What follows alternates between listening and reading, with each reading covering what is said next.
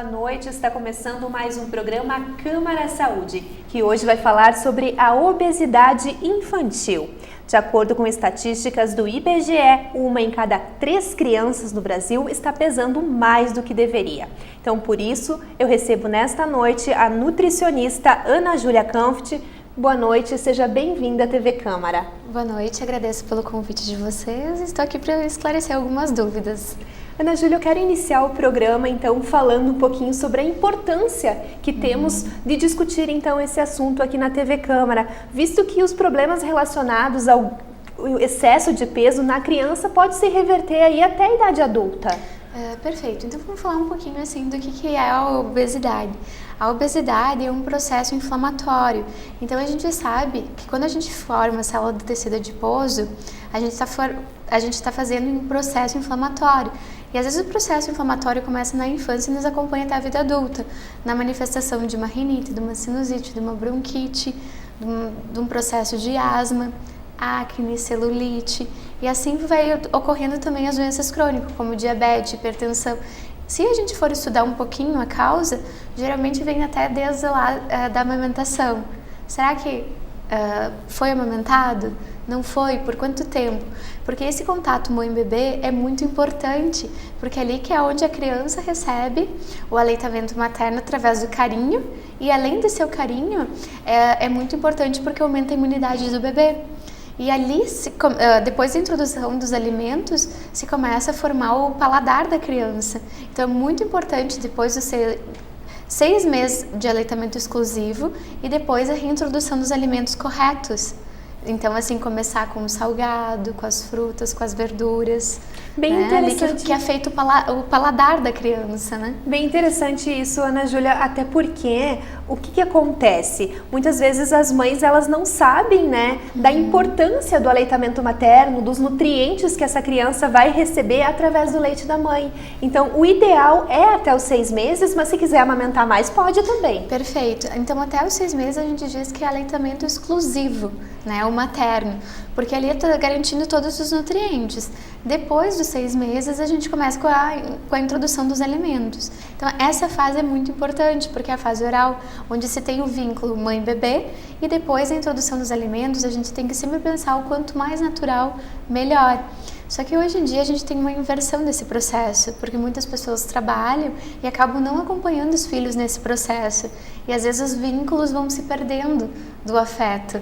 E daí a criança pode manifestar uma insatisfação dela de afeto através da comida, começando a negar a alimentação, porque é a maneira como ela sabe se expressar. E daí começam a ocorrer os problemas com a alimentação.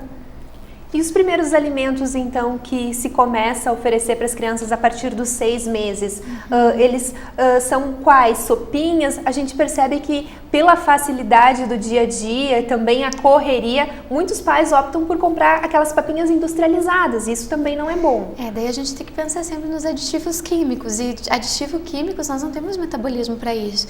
Por isso que eu sempre digo, a gente tem que garantir todos os nutrientes, como nós adultos, a gente tem que garantir para as crianças também.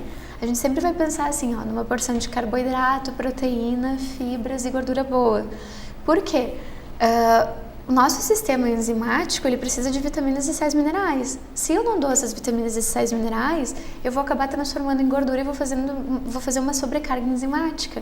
E daí começam os processos inflamatórios, né? Por esse desvio. Então, por isso, sempre garantir uma alimentação equilibrada. Daí a gente sempre diz o que é F, que é quantidade, qualidade e frequência.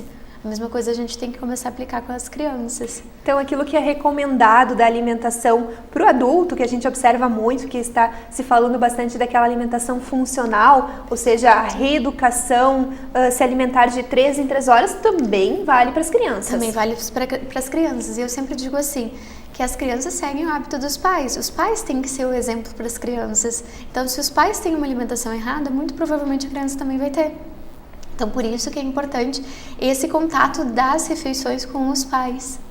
E ser um exemplo. E no caso também, quando a gente vai tratar a criança, é importante também o acompanhamento familiar, ou seja, se a família também não tem bons hábitos alimentares, ela também tem que mudar aí esse comportamento. Perfeito, porque que nem assim, os pais são os exemplos, então os filhos vão pegar o que os pais estão fazendo. E muito acontece que nem eu te disse, a questão quando a criança tem alguma questão afetiva com o pai e com a mãe, transportar aquilo para o alimento. Como ela não consegue se manifestar, que nem quando ela chora. Quando ela chora, a mãe dá o leite materno. Então é uma forma da criança se manifestar uma insatisfação, que é como ela aprendeu.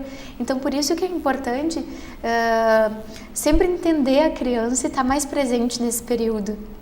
E uma das causas da obesidade também pode ser a baixa autoestima, porque a criança ela começa a ganhar peso aos poucos, mas quando ela é pequena ela é considerada bonitinha, né? Aquela criança fofinha, mas depois de uma certa idade, então já começa a se tornar preocupante. Perfeito. Quando a criança já tem instalado uma obesidade, que nem como eu disse, a gente já tem um processo inflamatório. Esse processo inflamatório, se a criança não se alimenta corretamente, ela pode ter picos de glicose alta e glicose baixa. Tipo, vamos supor, café da manhã eu não tomo. Daí quando eu vou almoçar, eu almoço uma grande quantidade. Então vamos pensar assim, glicose baixa, glicose alta, daí glicose baixa, glicose alta. Isso gera resistência periférica de insulina, que a gente chama. E essas quedas de hiperglicemia e hipoglicemia faz com que a criança pode ficar mais irritadiça, com baixa concentração, com mau humor. Então por isso que a gente tem que cuidar muito desse processo. E isso também pode ser manifestado na escola, com a dificuldade de concentração e hiperatividade. Então isso eu acho um quadro muito importante. Por isso é importante os lanches na escola, por isso é importante tomar café da manhã antes de ir para a escola, um bom almoço. Isso que eu ia lhe perguntar, porque em muitos casos as crianças elas estudam no turno da tarde, né, e acabam pulando, como você mesmo disse, o café da manhã. Então, o que é ideal que o pai faça? A criança acorde mais cedo, tome o café e pode voltar e ir para a cama dormir mais um pouquinho? Que nem assim, o ideal é criar uma rotina de horários da criança. Vamos supor que a criança acorda às 9 horas. 9 horas fazer um bom café da manhã. Daí a gente sempre diz assim, ofertar um grupo de carboidrato, um grupo de proteína, um grupo de fibras e gordura boa. Vou dar um exemplo para ficar mais ilustrativo. Aí, de repente, eu vou trabalhar com um leite, uma banana, aveia e a linhaça e ofertar na forma de vitamina, tipo como se fosse um shake para a criança. Não ficaria pesado e como a criança, de repente, não tem atividades pela parte da manhã, ela se sente saciada. Né? E daí depois, vamos supor, 10h30, 11 horas, ofertar que nem que se a criança não tem fome, meia fruta, né? Só para não deixar aquela resistência periférica da insulina, de subir a glicose e diminuir a glicose, para mantê-la sempre constante. Daí no almoço é sempre importante ingerir todos os nutrientes, comer um carboidrato, uma proteína, grãos, verduras e salada. Então quanto mais colorido o prato, mais nutritivo. E a gente sempre diz assim que tudo que tem na horta, tudo que tem na natureza foi o que é feito para nós consumirmos. Então assim, fazer um prato com salada verde, 2 cores, cenoura e beterraba, arroz, feijão, não pode faltar. E sempre um tipo de carne, daí procurar variar. Um dia frango, um dia gado, um dia peixe, ovos. Nunca repetir a mesma proteína. E com a criança também é possível brincar, né, com os alimentos, ou seja, fazer com que a criança se envolva até no preparo para se tornar mais atrativo esse alimento. E sempre explicando para a criança a importância dos alimentos, né? Isso que eu acho que é o que encanta as crianças, né, como tu disse, de realmente ir com elas e mostrar como que é feito o alimento. E o sedentarismo, Ana, pode ser considerado também uma causa de obesidade infantil? Eu acho que a obesidade infantil ela é multifatorial, né? Se a gente for pensar, a gente tem um gene, a gente tem o sedentarismo, a gente tem também, além do sedentarismo, a gente tem as más condutas alimentares. Então a gente tem que fechar todas as brechas. E isso também influencia o psicológico. Então como tratar de maneira multifatorial? Então eu sempre digo assim, fazer atividade física, porque a gente não pode ter só o prazer no alimento, a gente tem que buscar de diversas maneiras. Então eu sempre digo, não é preenchendo o filho com várias atividades que a gente vai fazer com que ele não se sinta sozinho. Sempre eu digo que a criança tem que ter um momento de prazer dela, sem ter a cobrança de ir para a escola, de ir para o inglês, de ter horários em tudo. Então eu acho que isso é muito importante para não se instalar uma obesidade. E além de incentivar sempre uma boa alimentação, e hoje a gente vê que tá todo mundo optando pelo mais prático, né? Então por fast foods, enlatados, enfim. E isso faz com que a gente não tem metabolismo para aditivo químico. Então eu diminuo a função das minhas enzimas e eu faço com que comece a transformar em gordura. Daí as pessoas dizem, então vou me alimentar de diet light. Só que ao mesmo tempo, vou dar um exemplo, então vou usar adoçante, vou usar adoçante no lugar do açúcar. Só que quando eu uso adoçante, eu estou usando aspartame, ciclamato e sacarina. E o meu metabolismo não consegue processar isso. Então, a nível intestinal de absorção, eu vou absorver mais glicose no nível intestinal com adoçante do que com açúcar, porque o açúcar eu consigo metabolizar. Então, é aquela falsa ideia de que porque a diet é light, eu posso consumir. E tem algumas pessoas que se tornam intolerantes também quando deixam de consumir algum tipo de alimento. Então, o ideal sempre é procurar nutricionista, então, no caso das crianças, um pediatra, para ter toda essa orientação. Hoje em dia, a gente sabe que está muito na moda a questão do glúten e da lactose. E está vendo o que está acontecendo. As pessoas estão tirando sem necessidade, e que nem a gente tem um sistema enzimático no fígado, que é onde ocorre o processo metabólico. Se tem intolerância, é importante retirar por um período e melhorar esse sistema enzimático para recolocar os alimentos. No meu consultório a gente faz o quê? Um tratamento, onde a gente retira, trata e recoloca. Quando as pessoas pegam e simplesmente retiram, elas vão ocasionar um certo problema a longo prazo, porque quando elas forem consumir, elas vão se sentir muito mal. E daí, vamos supor, a gente retira da alimentação e isso pode passar de geração para geração. E daí o filho pode ter problema também. Isso que eu ia lhe questionar também a respeito dos fatores genéticos, porque muitas vezes o pai é intolerante a um alimento, a criança algumas vezes também pode ser, e no caso da obesidade também. Então, se o pai ou a mãe é um pouquinho mais gordinho, é possível que a criança também possa vir a ser.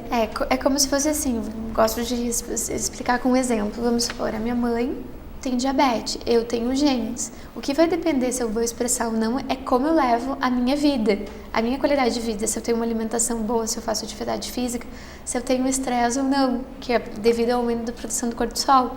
Então hoje a gente tem até exames genéticos onde a gente já consegue ver a predisposições de várias doenças de vitaminas e sais minerais que a gente faz com que o paciente não expresse a doença. Tem o gene da obesidade, tem o gene da diabetes, tem o gene do colesterol. Nesse caso, realmente a gente volta para aquilo que a gente sempre diz nos programas de saúde, que é a prevenção. Importante, que a gente mencionou ali da questão do sedentarismo. Hoje as crianças, elas estão passando muito tempo no sofá, ou se não é na internet, é na televisão. Então isso também precisa mudar, o pai precisa ter uma atenção quanto a isso. Perfeito, sempre eu acho que é incentivar a qualidade de vida, E que nem eu sempre digo, a criança, ela sente muita necessidade dos pais. E eu acho que hoje está acontecendo uma inversão muito grande.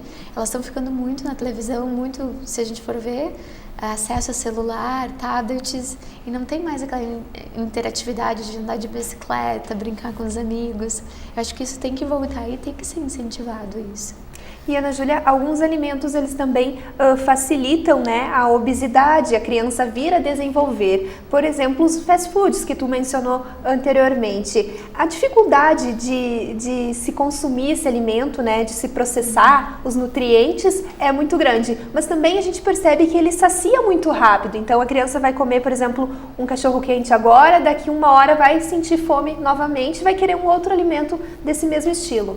A gente sempre diz que o carboidrato ele também tem um poder de viciar, porque ele é excitatório, ele excita o cérebro e ele também estimula, ele dá uma mensagem falsa para o organismo que é a sensação de prazer, então ele estimula a serotonina e daí ocorre um vício. Vamos ver se eu consigo me fazer claro. Quando eu estou estressado, quando eu estou num processo inflamatório, eu tenho aumento da produção do cortisol, que é o hormônio do estresse. Quando eu aumento o cortisol, que é o hormônio do estresse, eu mando uma mensagem para o hormônio chamado de grelina, a nível cerebral. Como se fosse assim, eu estou estressado, o que tu faz por mim? Daí ele olha para a serotonina. Se a serotonina estiver baixa, tu vai comer para aumentar a serotonina. E daí entra os fast food, refrigerante, doce, para elevar a serotonina, aquele prazer momentâneo. Só que o cortisol, que é o hormônio do estresse, ele agradece de que maneira? com retenção de líquido, gordura na região abdominal e aumento da adrenalina. Daí a criança fica agitada. E é importante fazer essa dosagem, até porque a gente tem gorduras no nosso corpo que são gorduras saudáveis, a chamada gordura boa, né? Que a gente diz. Então, dependendo o tipo de alimento que essa criança vai consumir, ou ela vai ter um tipo de gordura, ou ela vai ter outro tipo. Porque que nem assim, a gordura boa ela é muito importante na nossa alimentação, principalmente a nível cerebral, que a gente diz. Então, a gordura boa com vitamina lipossolúvel ajuda a favorecer hormônios. Então, o que é uma gordura boa? É a gente introduzir peixe, abacate, açaí, castanhas, azeite de oliva. É incentivar o consumo desses alimentos. Ana Júlia, eu peço licença então para a gente fazer um rápido intervalo, mas em seguida nós estamos de volta então com Câmara Saúde, que nesta noite destaca então a obesidade infantil.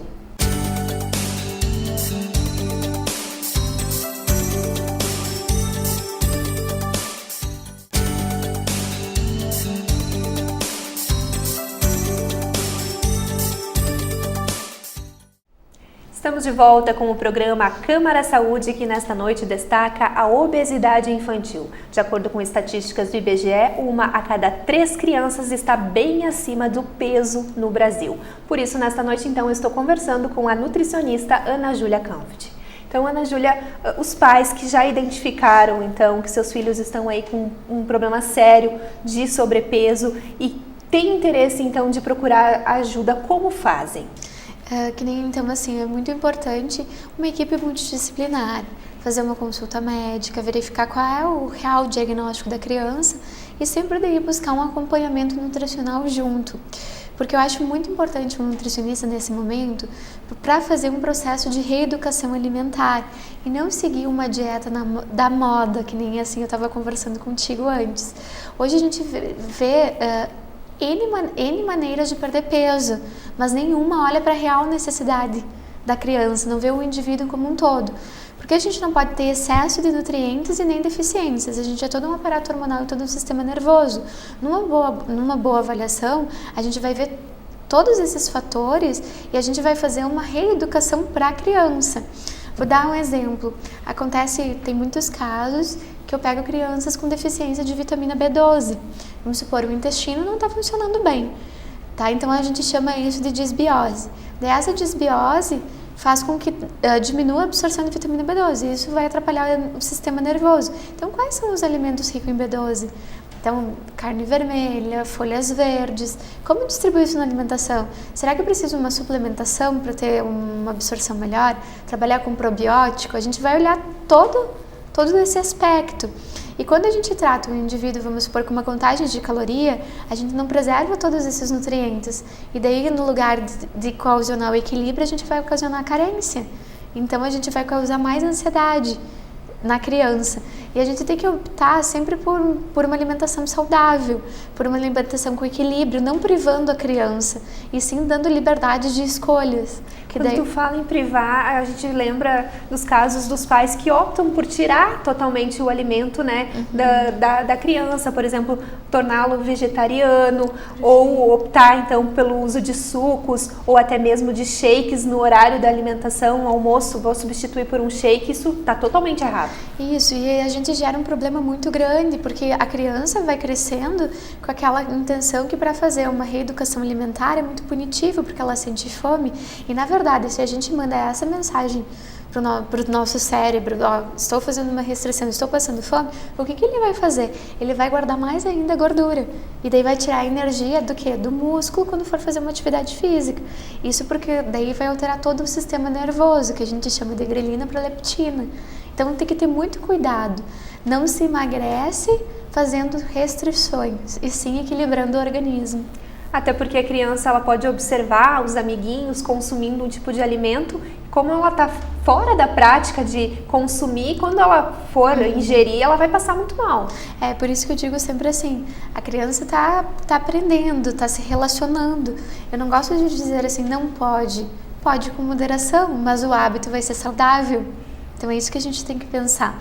Eventualidades não aumenta peso. O que aumenta peso é a rotina do dia a dia. E muitas vezes a gente encara o alimento como um objeto de prazer, um objeto de felicidade, prazer momentâneo nas mãos. E daí a gente não consegue ver a carência emocional que a gente tem e transfere para o alimento. E como que se faz a identificação, então, da obesidade infantil? Quando que se chega, então, a esse diagnóstico?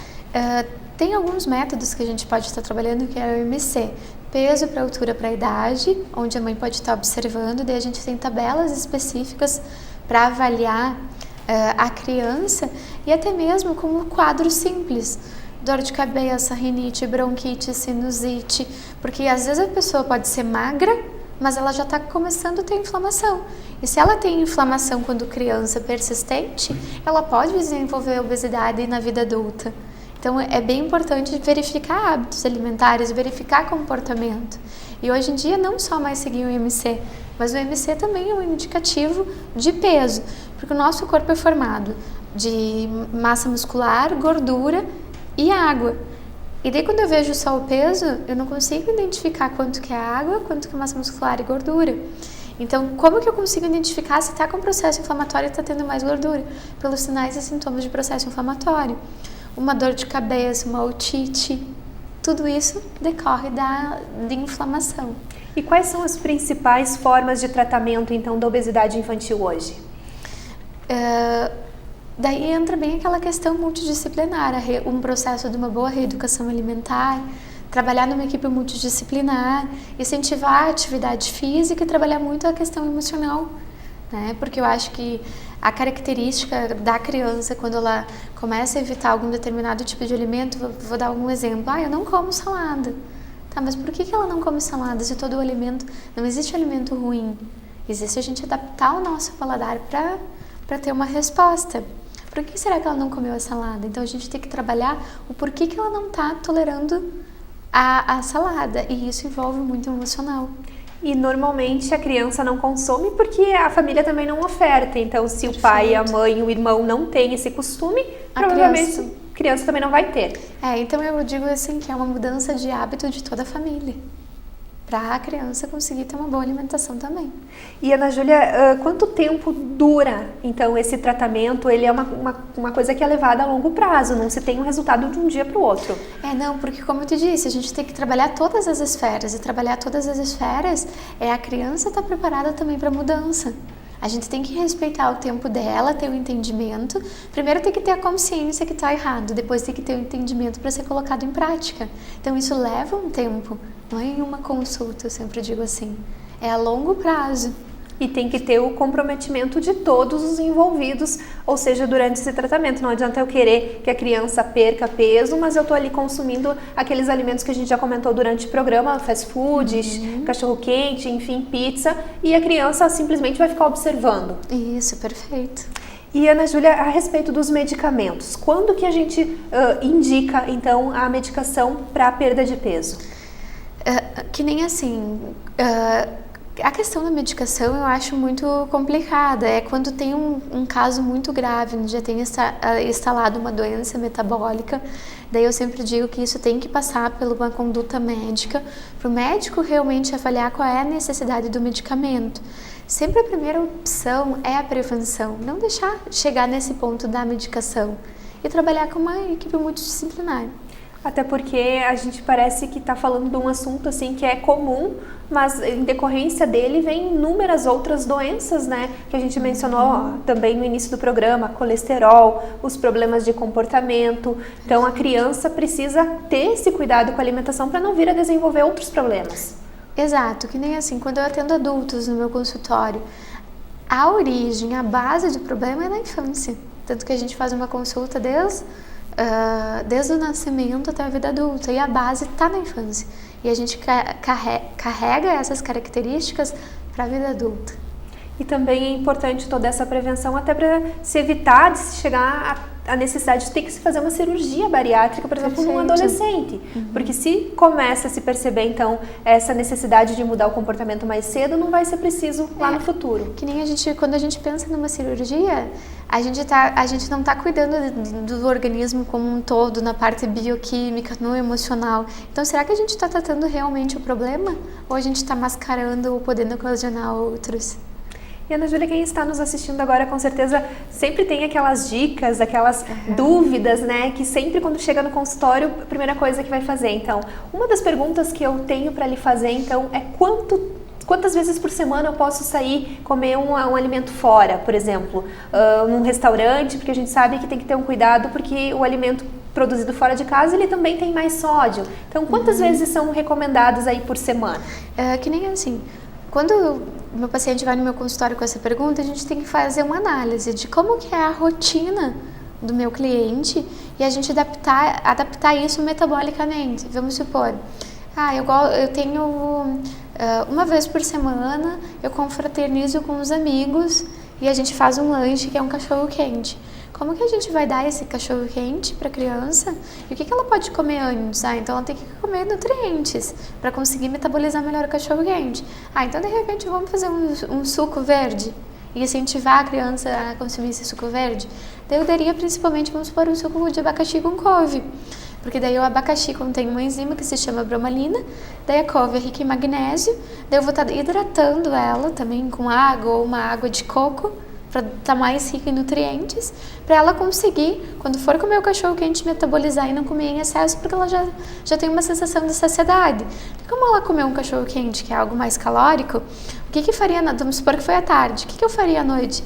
De repente vamos ofertar um omelete com uma salada, vamos comer uma sopa com legumes. Então, fazer esse equilíbrio, esse jogo dos nutrientes e não simplesmente dizer que não pode. Então, por isso que eu digo que sempre parte da reeducação alimentar, de como que é a rotina da pessoa. E também de acostumar o paladar, né? Porque tu falou do suco verde, da couve aí, mas a criança só vai saber se é bom, se é prazeroso, se começar a consumir, né? A gente sempre diz assim que é uma boa estratégia para as crianças elas fazerem, que nem assim a gente incentiva também muito assim que nem bolo. Daí quais ingredientes botar no bolo?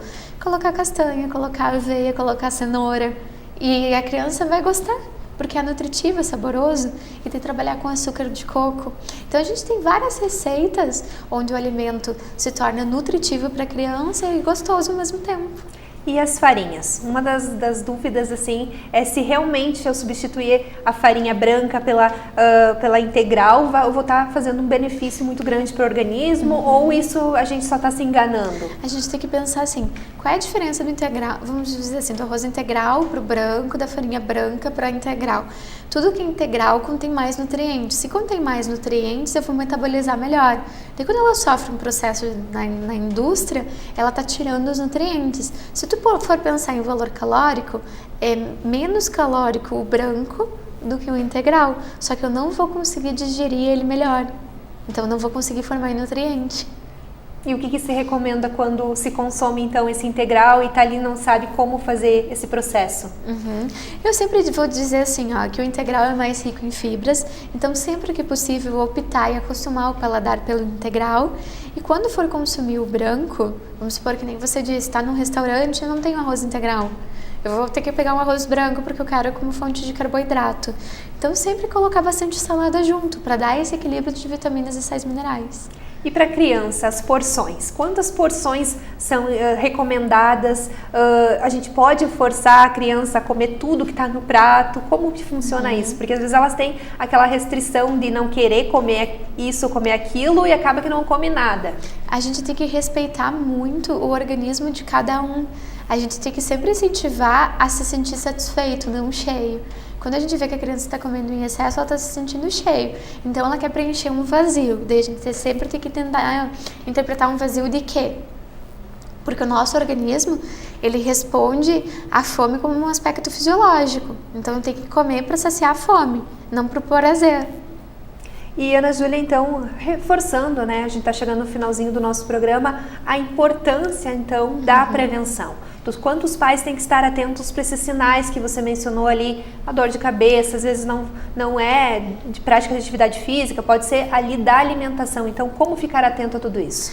Eu acho que a primeira coisa é estar mais presente junto com as crianças, porque hoje em dia a gente acaba trabalhando demais e a criança acaba ficando muito sozinha. E quando ela fica muito sozinha, a gente não consegue ter essa percepção como um todo.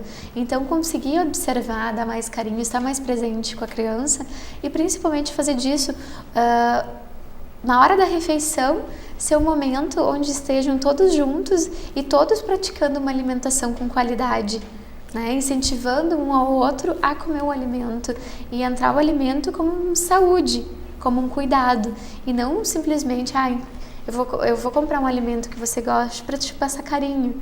Não, eu vou cuidar de você com alimentos saudáveis. Eu acho que essa que tem que ser o principal cuidado com os pais, dos pais com as crianças. Né? E reforçar também a necessidade de se consumir mais vezes durante o dia os alimentos. Quantas vezes o ideal, assim? Para a gente não causar resistência periférica de insulina, pelo menos 5 refeições a gente tem que ter ao longo do dia. Café da manhã, lanche da manhã, almoço, um lanche da tarde e um jantar. Se a criança dorme um pouquinho mais tarde, ainda tem que introduzir uma ceia, né? Porque durante o sono eu estou gastando energia, porque os meus órgãos estão trabalhando, não pararam de funcionar. Então eu tenho que comer um alimento para mim não chegar no café da manhã com muita fome. Então distribuir ao longo do dia.